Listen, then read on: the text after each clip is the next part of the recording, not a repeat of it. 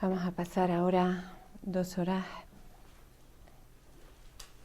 indagando. Rompemos el silencio para juntos dedicarnos a la indagación, a la exploración de, en este caso, el tema de nuestro encuentro es la cuestión práctica, indispensable en toda vía espiritual.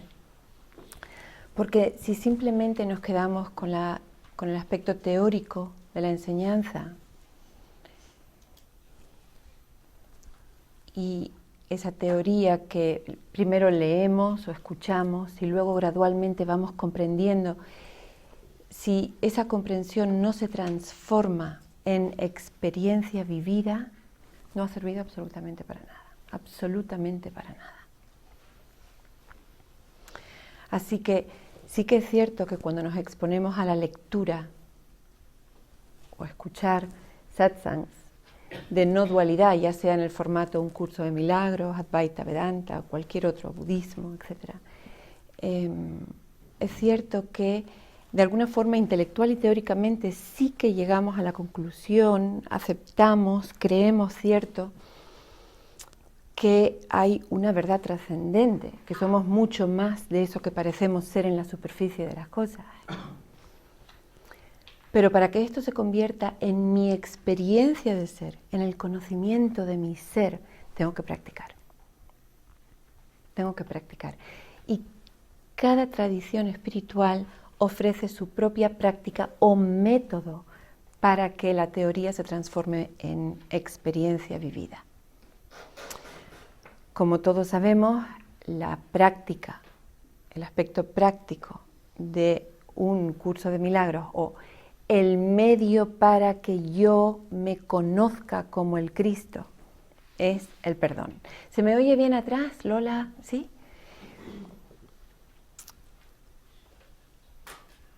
Así que podríamos decir que cualquier enseñanza espiritual sin la práctica, quedándose solo en el aspecto teórico, estaría coja.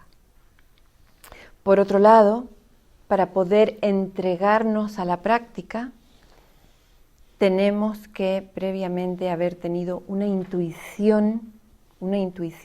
Hablamos a veces de fe, pero cuando hablamos de fe, esa palabra es muy polémica, porque no se trata aquí de tragarnos dogmas, ni mucho menos. Se trata de una fe que viene a reforzar, la fe como poder, fuerza, voluntad, que refuerza una intuición que se produce en el corazón de nuestro ser. Todos los que estamos sentados aquí hoy sabemos ya, hemos tenido ya la experiencia de intuir la verdad trascendente. Si no, no estaríamos sentados aquí, sin duda alguna. Esa es la forma en que utilizamos la palabra fe aquí. ¿Por qué también fe? Porque esta intuición contradice nuestra experiencia actual. Esa intuición que tenemos acerca de una verdad trascendente no es algo que se pueda constatar en nuestras vidas ordinarias.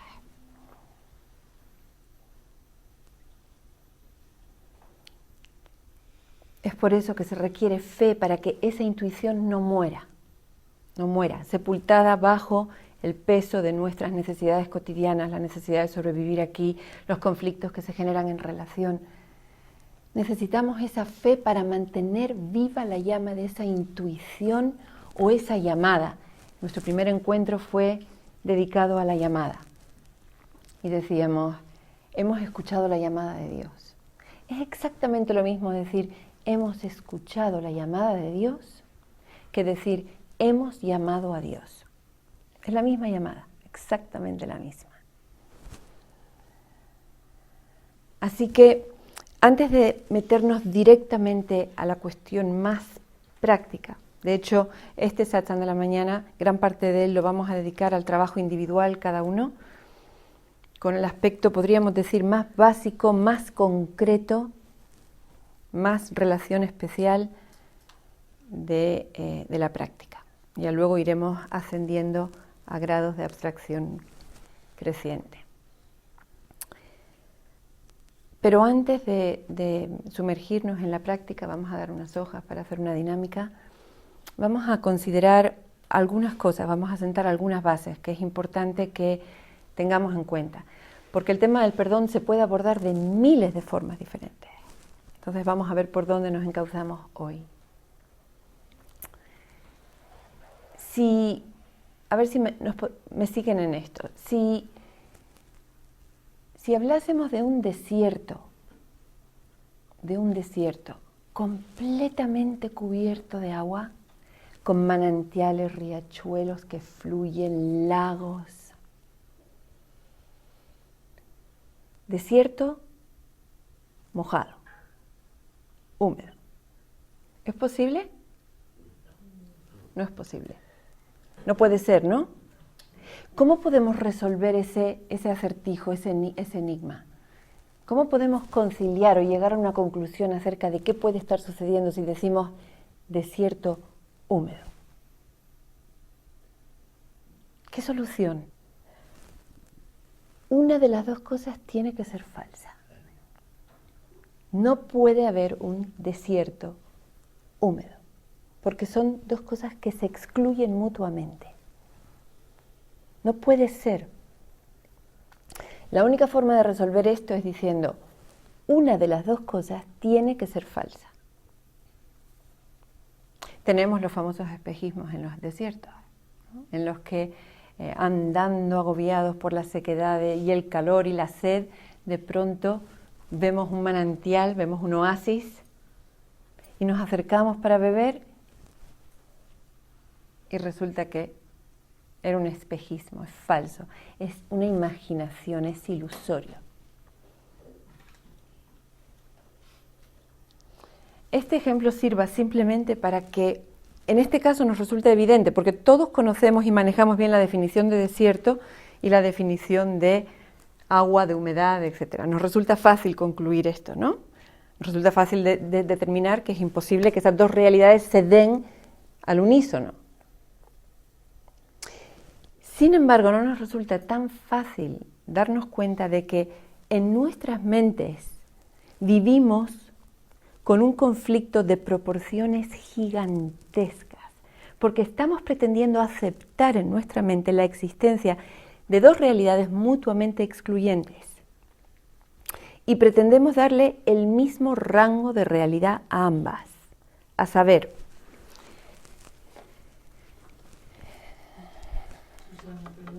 sí. En el desierto también hay oasis, ¿no? Hay oasis, sí. Las metáforas sirven hasta donde sirven.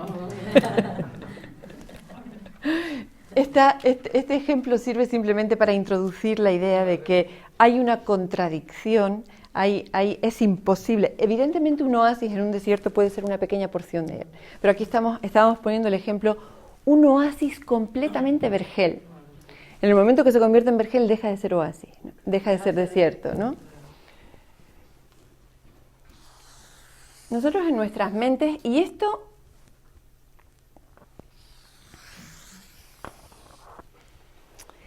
la espiritualidad siempre está referida a la cuestión del ser. Cuando nosotros estamos buscando la iluminación, cuando nosotros estamos escuchando la llamada, cuando nosotros estamos indagando, cuando nosotros estamos haciendo nuestra práctica, todo ello va encaminado a que yo descubra mi ser real. Mi ser real. Así que vamos a intentar evitar lo máximo posible cuestiones especulativas o demasiado abstractas hoy. Simplemente, si nos atenemos a las escrituras, si nos atendemos a las experiencias místicas reveladas, nuestro ser es infinito, es un continuo. Y cuando decimos infinito no queremos decir un espacio que no termina. Cuando decimos eterno no queremos decir un tiempo que no acaba, que no tiene fin. Estamos hablando de algo sin dimensión, de algo que no acepta en su mismísima constitución o realidad la más mínima separación o diferencia. Lola. Sí, un poco de luz para ver eso. ¿Para ver esto?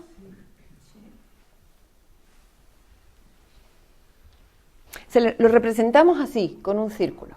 Obviamente tenemos que ponerle límites para dibujarlo, pero esto simboliza aquello que no tiene dimensión, aquello que no tiene separación, aquello que no tiene fin, aquello que es ilimitado, aquello que es eterno, nuestro ser real. Podríamos llamarlo la conciencia con mayúsculas, podríamos llamarlo Dios. El curso lo llama Dios. Pero resulta que, veamos esto, si esto es una realidad ilimitada y eterna, quiere decir que es siempre ahora. Es decir, que es ahora. O diciéndolo más exactamente, que yo ahora soy Dios.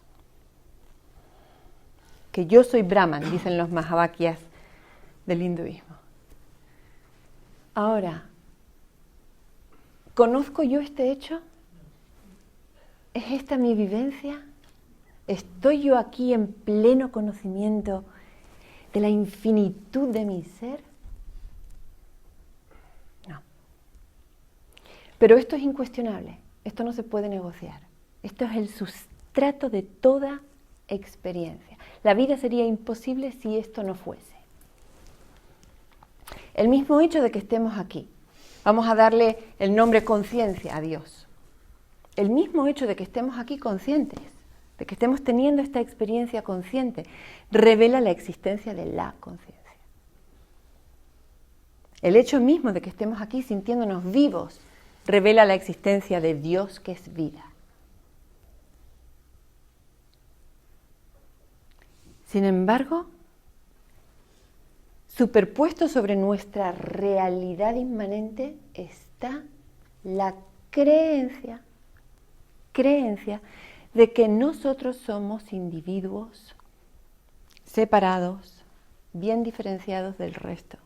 Es decir, que estamos empeñados en considerar que Dios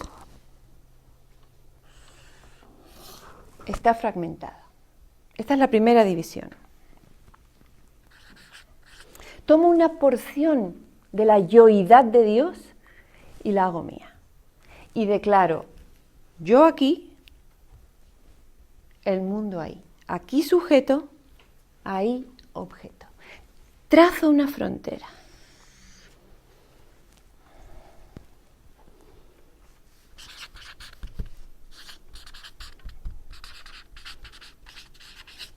Ahora vamos a ver comparados este con este.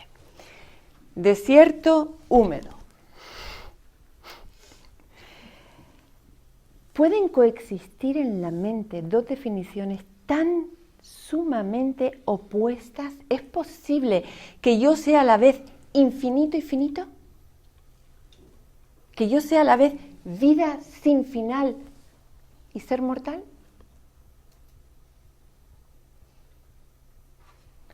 Pues lo creemos.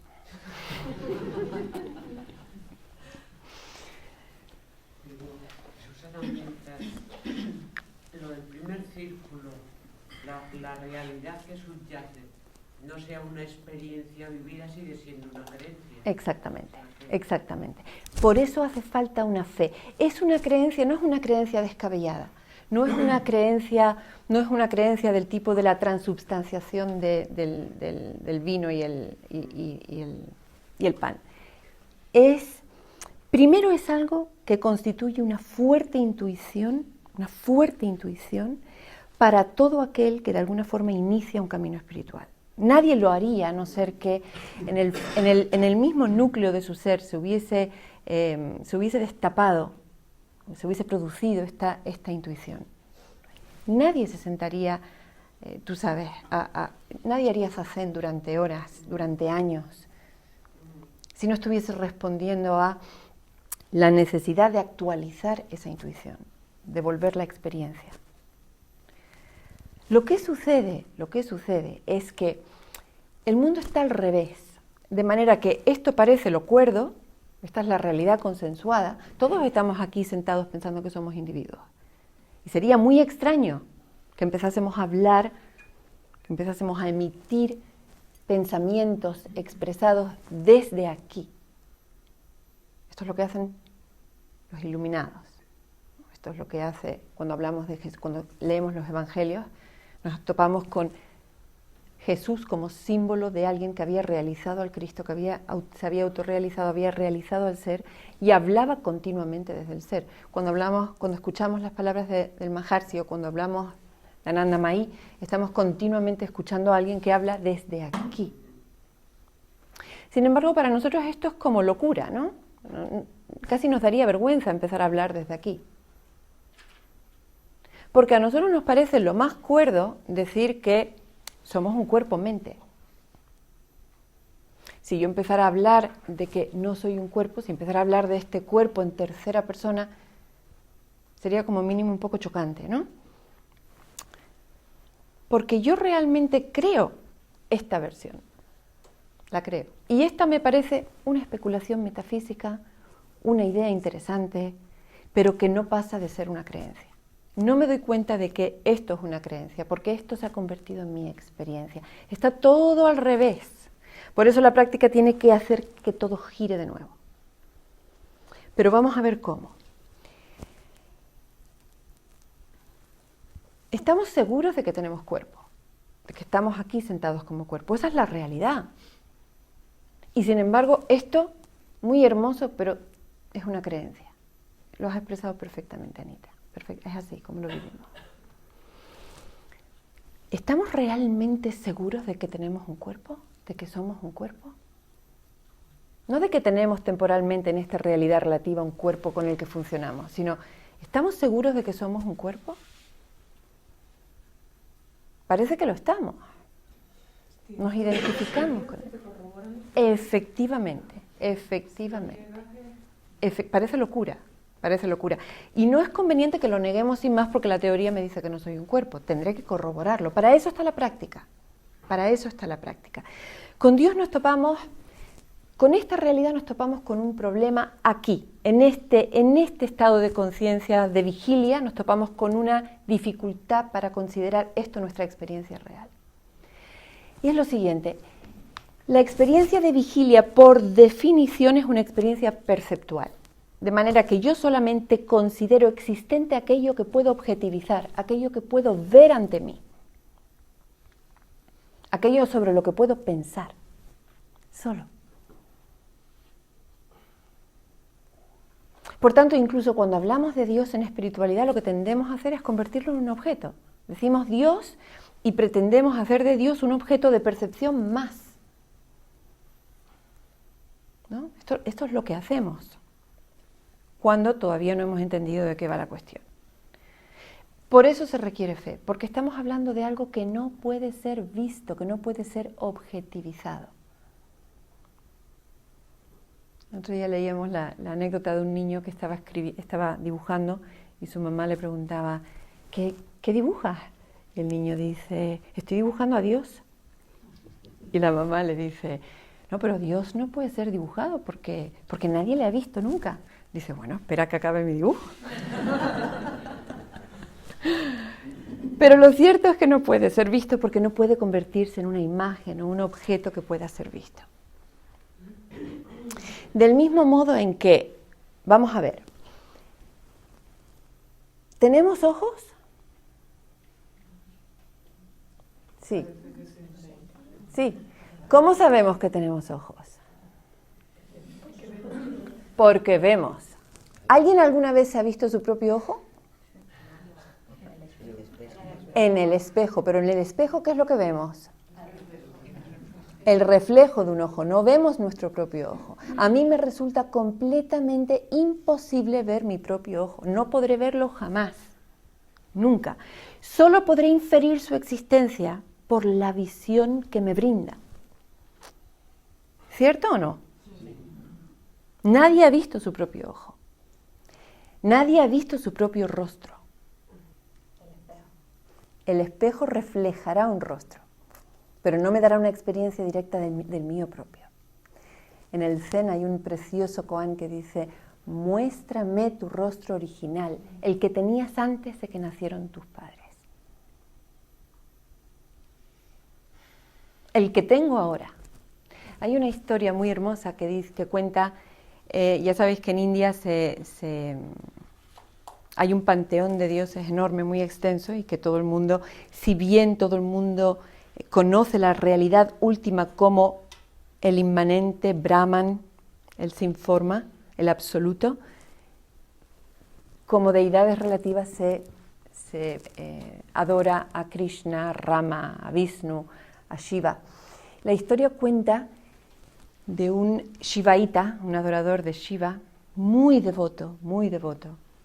Llevaba muchos años pidiéndole a Shiva que se apareciese ante él, que se apareciese ante él. Años. Por favor, Shiva, quiero verte, aparece ante mí. Finalmente, una noche fue a dormir y en sus sueños apareció Shiva. Y este hombre, emocionado, le dice: pero por favor, esto es un sueño. Y los sueños tienen una realidad algo menor que el estado de vigilia desde nuestra perspectiva. Así que dime cómo reconocerte cuando despierte. No te quiero perder cuando el sueño se disipe. Dime cómo podré reconocerte por la mañana cuando yo despierte. Y la respuesta bellísima de Shiva fue: cuando despiertes, busca al hombre sin cabeza.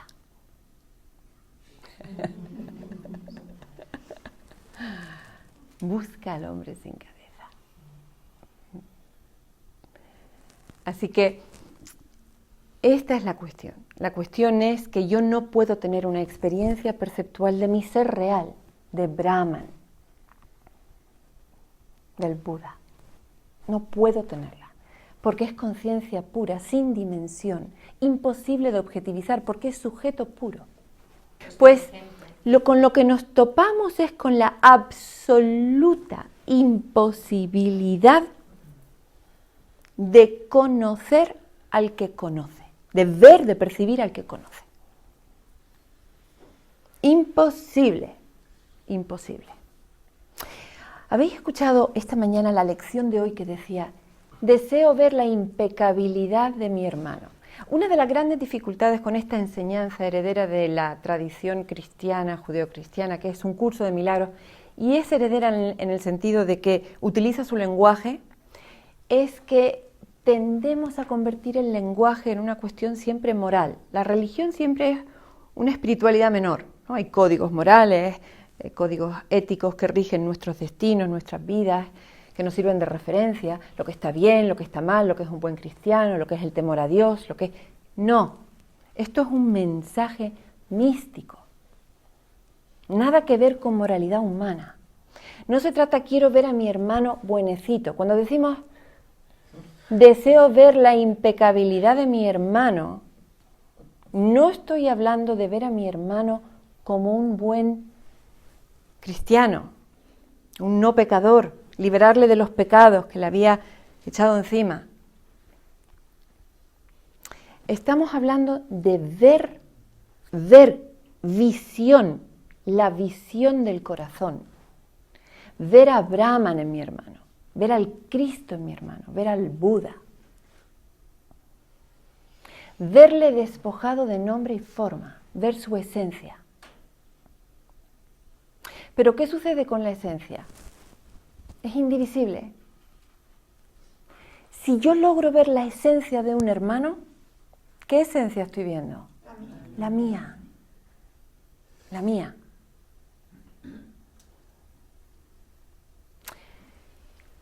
Vamos ahora a poner en perspectiva la sadhana de un curso de milagros, la vía del perdón. Hace exactamente lo mismo que la indagación advaita o que la meditación budista. Nos está pidiendo que seamos capaces de tomar conciencia del sustrato irreductible, de la esencia de toda experiencia.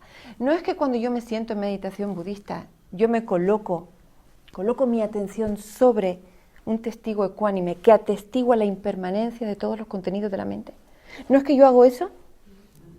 Yo hago eso.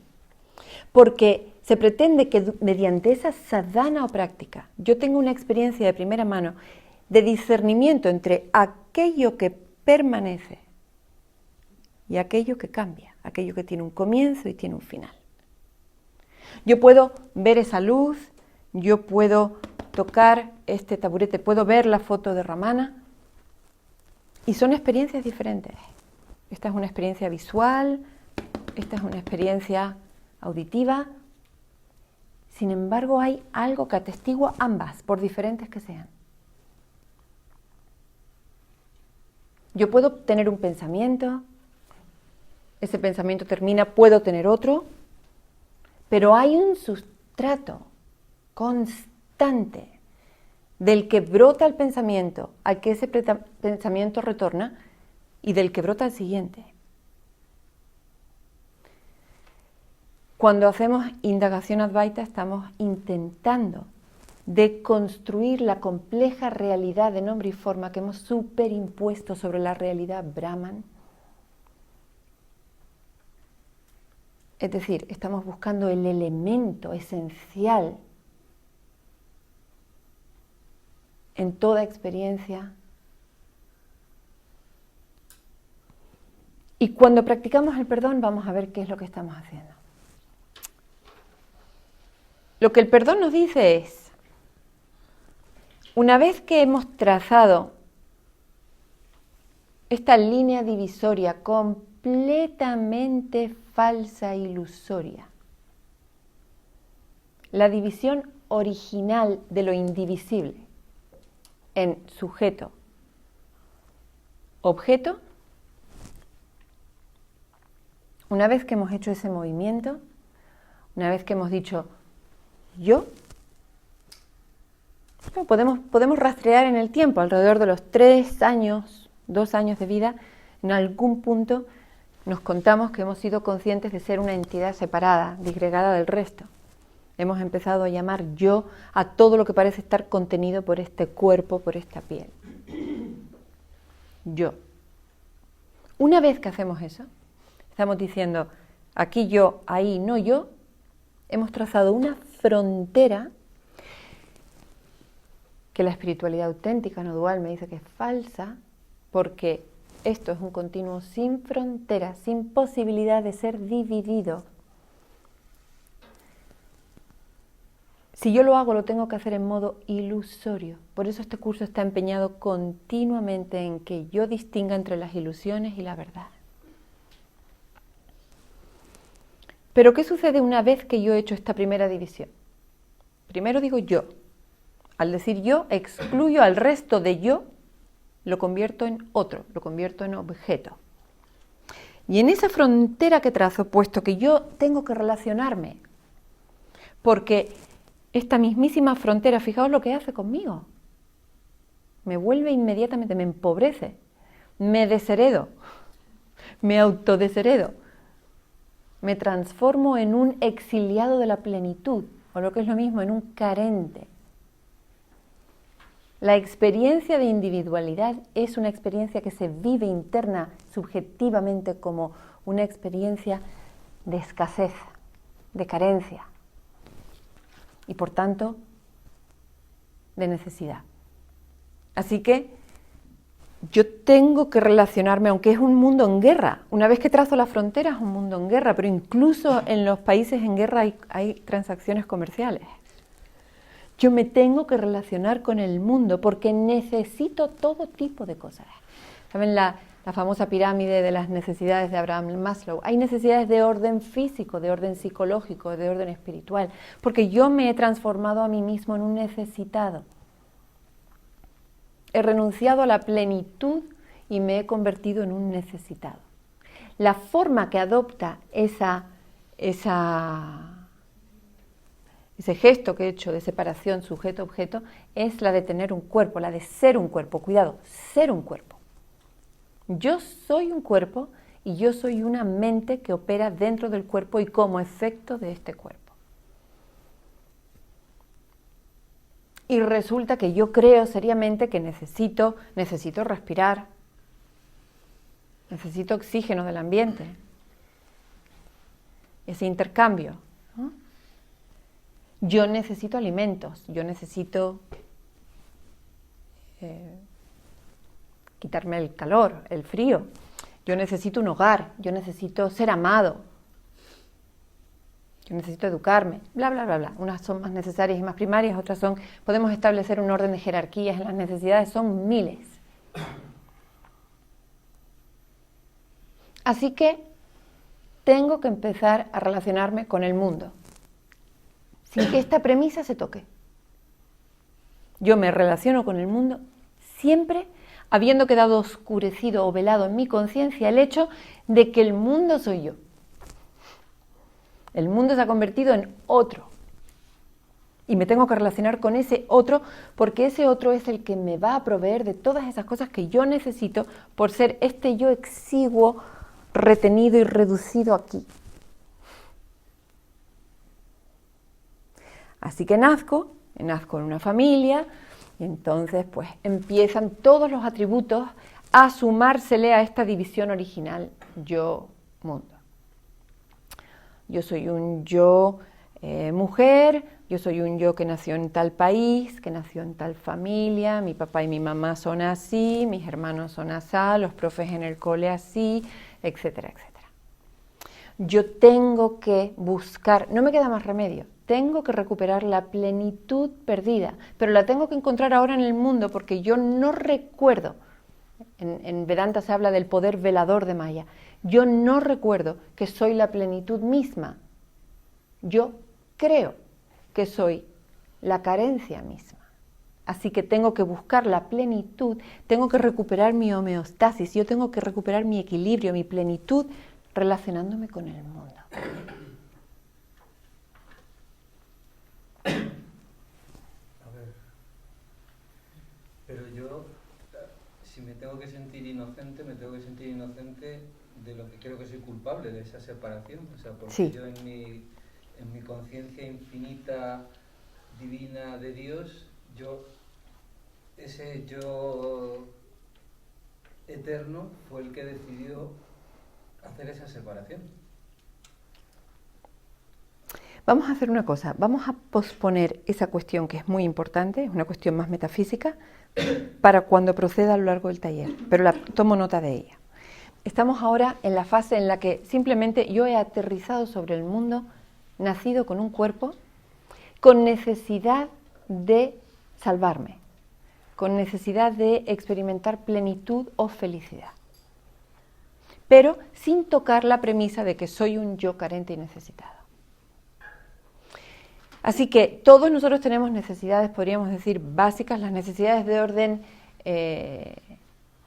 físico, digamos que son universales, ¿no?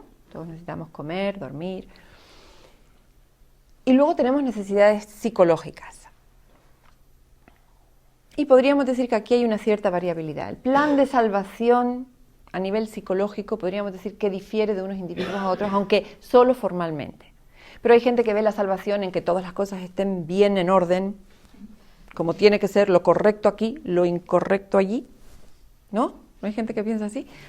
Y yo puedo estar en paz cuando lo correcto y lo incorrecto están bien organizados. ¿Sí, no? Hay quien dice que sí por ahí. Hay gente que dice, yo me salvo. Estos son planes psicológicos de salvación. Hay gente que dice, yo me salvo cuando soy amada por otros. Porque aquí dentro no hay amor suficiente. Necesito que otros me amen. Entonces me salvo. Hay otros que dicen, si logro tener muchísimo éxito y que todo el mundo pueda ver mis logros, me habré salvado. Hay otros que dicen, tengo un yo muy defectuoso. Si logro que otros me vean especial, me salvo. Hay otros que dicen, uy, ese mundo no quiero tener nada que ver con él. Qué lío de emociones y de conflictos y de todo. Si logro mantenerme aquí, aislado, a salvo, en mi propio yo, leyendo, por ejemplo, adquiriendo conocimiento sin que nadie me toque las narices, me salvo. Etcétera. Sanador, no sanador. Exacto. Ahí me salvo. O sea, estos son Estos son planes egoicos de salvación. Si logro superar, porque aquí dentro hay un yo muy débil, muy débil, muy débil. Si logro ser el matón aquí, que todo el mundo aquí me tema, que sepan que soy el fuerte, me salvo. Por ejemplo. Ahora, ¿qué sucede?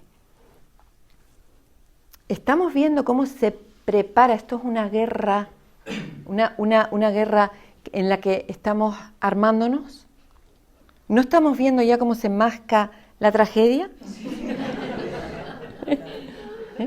Porque desde el mismísimo momento en el que yo establezco que hay una frontera, que soy necesitado y que tengo un plan solitario para salvar a este pobre desgraciado, voy a empezar a mirar al mundo con ojos de absoluta codicia. ¿Y cuánto tiempo va a tardar el mundo en dejar de estar ordenado en correcto e incorrecto para que yo me vuelva loco? O el mundo en parecer no amarme para que yo me deprima, etcétera, etcétera. Esta es la sadhana del perdón. La sadhana del perdón incide ahí. Muy importante tener en cuenta esto. El perdón es una psicoterapia, o la psicoterapia de un curso de milagros, es una indagación psicológica, porque somos unos yos o egos neuróticos y tenemos que volvernos unos yos muy sanos y plenos. No. Al curso de milagros le importa un comino. ¿Cuál es la cuestión psicológica formal en la que estoy atascado? No. ¿Es imprescindible que yo conozca las creencias o traumas de mi infancia para que...? No. Es un medio, es una herramienta. Tengo que sanar, como muchos estudiantes del curso de milagros y hasta maestros del curso de milagros creen, tengo que sanar hasta la última de mis relaciones en este mundo para poderme iluminar.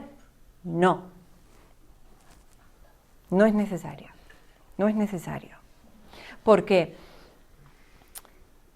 Si yo quiero ver, esto era algo que decíamos ayer, nosotros anoche decíamos que vamos a trabajar en este encuentro, por lo menos en este primer encuentro de la mañana, aunque seguramente esto dará cola, ¿no? Vamos a trabajar con una situación conflictiva, a ser posible que involucre a un hermano, alguien con quien yo tengo una dificultad, o he tenido en el pasado, o preveo que la puedo tener. Una situación en la que yo me siento damnificado, alguien que yo creo que me ha perjudicado, una situación del pasado. ¿Por qué? Porque tengo que empezar cuanto antes a perdonar, porque tengo una lista enorme y a ver si ya voy sacando aquí uno y ya me llevo menos trabajo para casa. No. Porque en todo acto de perdón, lo que yo me estoy proponiendo, ya sea consciente de ello o no, como se lo propone el meditador budista o el indagador Advaita, es: voy a ver en esta situación pensada, interpretada, creída en relación conflictiva con el mundo, voy a proponerme ver aquí lo que es real, la esencia real de este conflicto. Esa es la cuestión, y para eso es el perdón. El perdón no es, como otros muchos creen y cuentan por ahí, que el perdón es para que entonces yo tenga una vida personal en la que me llevo súper guay con mi madre, súper guay con mi padre, con mi pareja. No es para esto el perdón. No es para eso el perdón. El perdón es mucho más ambicioso que eso. El perdón es para que yo conozca mi esencia a través del reconocimiento de la esencia del otro, que es la misma que la mía. Es para que colapse la dualidad. ¿Sabéis cómo se le llama al colapso de la dualidad? Amor. Amor. Yo no puedo amar ningún objeto. Si yo transformo a mi hermano en un cuerpo y luego además interpreto que lo que ese cuerpo hace significa esto y esto en relación conmigo y con mi plan de salvación, no lo veo, lo pierdo de vista. Vamos a ver la lección de hoy, lo que nos decía. A ver si a la luz de estas explicaciones se entiende perfectamente. La lección de hoy nos dice: elijo ver la impecabilidad de mi hermano, su esencia. Si yo pudiese, si yo tuviese una enorme penetración espiritual y fuese capaz de liberar este objeto que comparte, si lo ponemos en términos vedánticos, comparte la existencia de Brahman, comparte la conciencia, Satchitananda, comparte la conciencia de Brahman, porque lo estoy viendo a la luz de la conciencia, pero está velado. Yo no veo a Brahman aquí porque yo estoy viendo nombre y forma. Esto se llama botella de vidrio y tiene esta forma que contemplan mis ojos. Si yo pudiese, en un experimento mental como los que hacen los físicos, despojar este objeto de su nombre y de su forma, ¿qué quedaría? La esencia. Brahman, Dios, Cristo.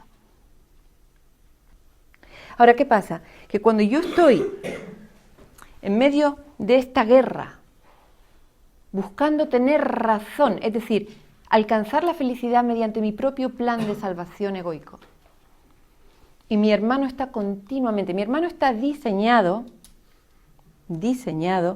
para frustrar mis deseos de ser especial. Para eso está diseñado mi hermano. Y lo hace impecablemente. Continuamente lo hace, continuamente. Ahora, desde el momento en que yo me pongo a interpretar, y nos pasamos la vida interpretando, porque todos tenemos ya todos estos sesgos. Una vez que yo me relaciono con el mundo, soy completamente inconsciente del hecho de que yo he hecho una división ilusoria, yo, mundo, sujeto, objeto. Soy completamente inconsciente del hecho de que tengo un plan de salvación solitario, egoico, para ser feliz, que es solitario, que no incluye al otro. De hecho, al otro lo tiene que despojar. Mi especialismo, mi vida individual es a costa del otro. Esto se ve muy claramente cuando comemos, ¿no? Para comer tenemos que producir un daño en un ser vivo, ya sea animal o planta. Mi vida es a costa del ataque. Es inviable la vida individual. Así que cuando estoy en el fragor de esta lucha, que no cesa, que es continua, que es desde que me levanto por la mañana hasta que me duermo por la noche, que es mientras sueño y que se extiende a lo largo de toda mi vida, qué difícil me resulta ahí darme cuenta de quién soy yo, de quién es mi hermano, de qué es esa esencia, de qué papel juego yo en los conflictos que experimento. Me resulta casi imposible. Entonces todo comienza con una intuición que toma la forma de tiene que haber otra manera. Yendo en solitario no lo voy a lograr. Mi plan para la salvación no funciona. Deseo unirme. Deseo unirme. Esa es la oración que hemos hecho todos los que estamos aquí. Y la oración que haremos todos finalmente. Deseo unirme es una forma de decir deseo amar. Y para poder amar tengo que ser capaz, aquí viene la fe, de decir, este hermano, porque esta es la aproximación del curso, relación especial, este hermano al que percibo como otro, al que percibo como el frustrador sistemático de mi plan de salvación,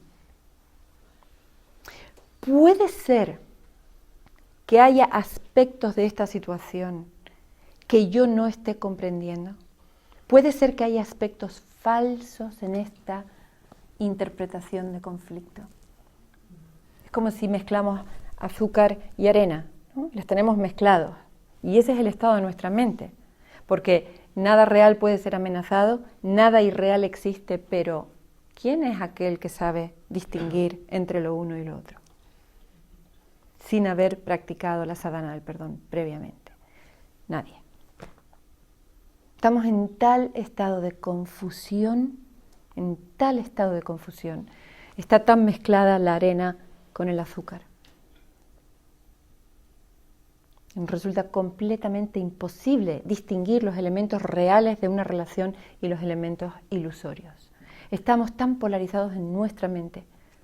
Estamos tan identificados no solo con nuestros cuerpos, sino con nuestra mente pensante, esa que continuamente nos está interpretando el mundo. Ayer nos decía Carlos, el mundo no existe. El mundo es una ilusión superimpuesta sobre la única realidad. Por tanto, me lo estoy inventando, lo estoy pensando, lo estoy creyendo, lo estoy imaginando, lo estoy creyendo real y estoy reaccionando a él como si lo fuera. Necesito una herramienta para el discernimiento, necesito una herramienta que me capacite para saber qué es verdad y qué no lo es, porque no tengo ni la más remota idea ahora mismo.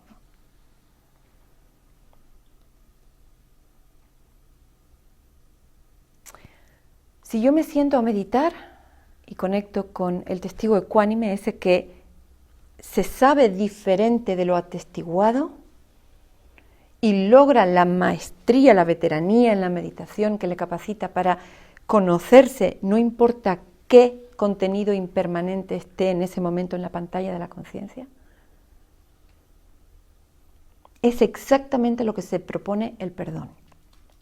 El perdón se propone esto. Se propone que yo sea capaz de identificar al Cristo, la esencia irreductible, en lo que experimento como una relación especial de dos. Yo, y ya sabemos lo que sucede cuando digo yo. Yo carente, yo desgraciado, yo necesitado, yo con un plan de salvación dictado por el ego, yo teniendo que luchar y expoliar al mundo para obtener lo que necesito, que no es un yo inocente. No es como que digo yo y ya está, no. Decir yo tiene todas estas consecuencias. Y entonces, mi relación con el mundo, que no puede sino ser conflictiva. Por pura definición lo estamos viendo. ¿Por qué decíamos ayer? Vamos a trabajar con un hermano, o con una situación conflictiva que involucre a uno o dos hermanos? Porque si de lo que se trata es de que yo encuentre la esencia, podríamos poner en el ejemplo del agua y de la ola, ¿no? Como si yo miro al mar y digo, a ver, de todas estas olas que están viniendo, ¿cuál es la ola que he de ver y mirar a fondo para poder ver el agua? No tiene sentido. No tiene ningún sentido, ¿verdad que no? Cualquier ola me va a revelar a mí el agua. Cualquier hermano con el que yo aplique mi voluntad de ver la esencia, es decir, mi voluntad de verle impecable, de verle inocente, me va a revelar al Cristo.